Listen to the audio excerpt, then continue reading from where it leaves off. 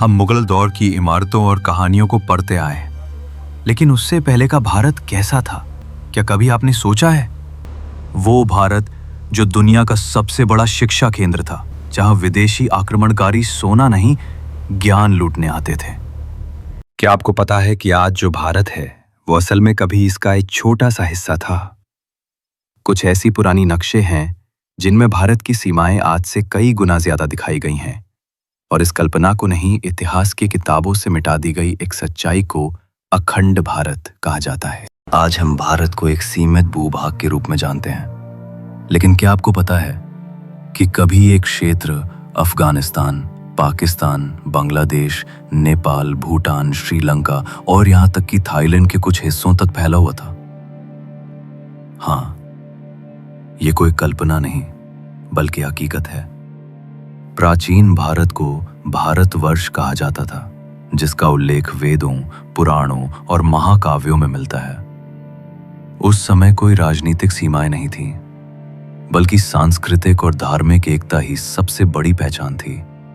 चंद्रगुप्त मौर्य, सम्राट अशोक और गुप्त वंश जैसे राजाओं ने विशाल साम्राज्य बनाए, जिनकी सीमाएं आज के कई देशों तक फैली थीं। बहुत से पुराने नक्शे और विदेशी यात्रियों के विवरण इस बात की पुष्टि करते हैं कि अखंड भारत कोई मिथक नहीं बल्कि ऐतिहासिक तथ्य था।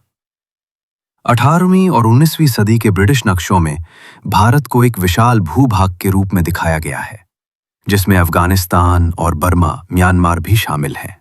प्रसिद्ध चीनी यात्री हुएनसांग और फाहियन के वर्णनों में भी भारत की सीमाएं बहुत बड़ी दिखाई देती हैं। इसके अलावा नालंदा और तक्षशिला जैसे शिक्षा केंद्रों में नेपाल, श्रीलंका और अफगानिस्तान से विद्यार्थी पढ़ने आते थे, जिससे पता चलता है कि भारत सिर्फ एक भूगोल नहीं बल्कि एक सांस्कृतिक धारा थी। जब अंग्रेज भारत आए तो उन्होंने यहाँ की एकता को तोड़ना शुरू किया। फूट डालो और राज करो की नीति अपनाकर उन्होंने धार्मिक, भाषाई और क्षेत्रीय आधार पर लोगों को बांटना शुरू किया। धीरे धीरे राजनीतिक चालों के जरिए भारत को विभाजित किया गया। 1947 में भारत और पाकिस्तान का बंटवारा हुआ और फिर बाद में बांग्लादेश अलग हुआ।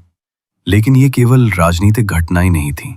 ये एक हजारों साल पुराने सांस्कृतिक और भौगोलिक एकता को तोड़ने की एक बड़ी योजना थी। आज जो देश अलग अलग दिखते हैं, कभी वो एक ही धरती के हिस्से थे जिन्हें एक दर्शन और संस्कृति जोड़ती थी। ये सवाल आज भी लाखों भारतीयों के दिल में है। क्या एक बार फिर अखंड भारत का सपना साकार हो सकता है?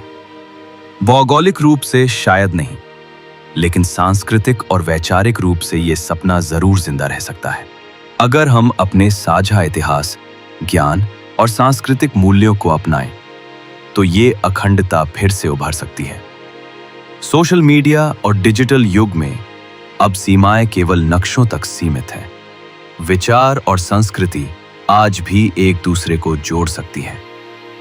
अखंड भारत सिर्फ एक नक्शा नहीं बल्कि एक सोच है, और सोच को कोई बांट नहीं सकता।